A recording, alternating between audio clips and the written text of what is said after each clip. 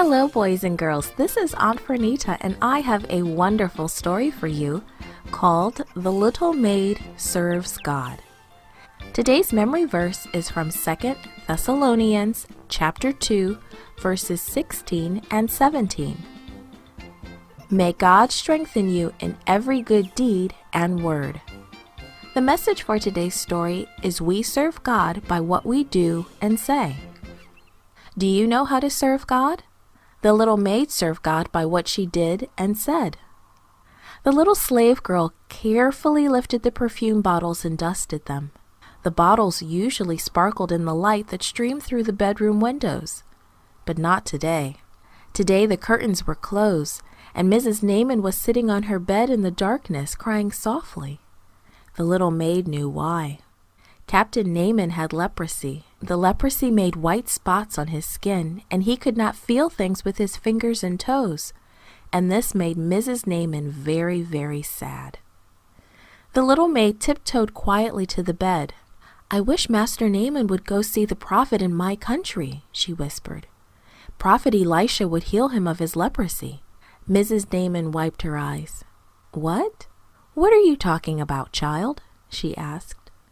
So the little maid told Mrs. Naaman all about the prophet Elisha who lived in Israel. "The Lord of heaven works miracles through the prophet Elisha," she said.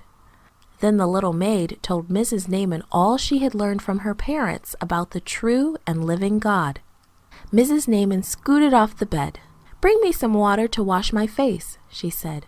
"I must talk with my husband."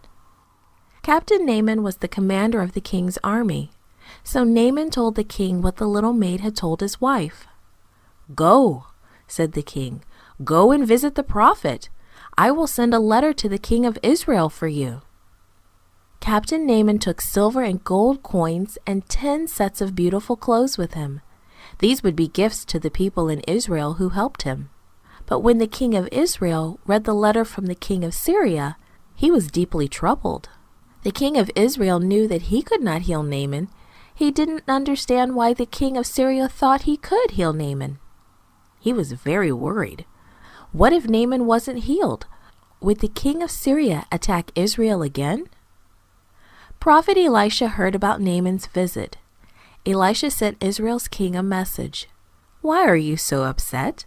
Have Naaman come visit me, and he will know that there is a prophet in Israel." Prophet Elisha knew that he couldn't heal Naaman, but God could. Prophet Elisha and the little maid both wanted Captain Naaman to know about the true God. The little maid showed her love of God as she helped Mrs. Naaman in everything she said. She loved to share God with others. And you can serve God too by what you do and say. That is how others will know that you love God.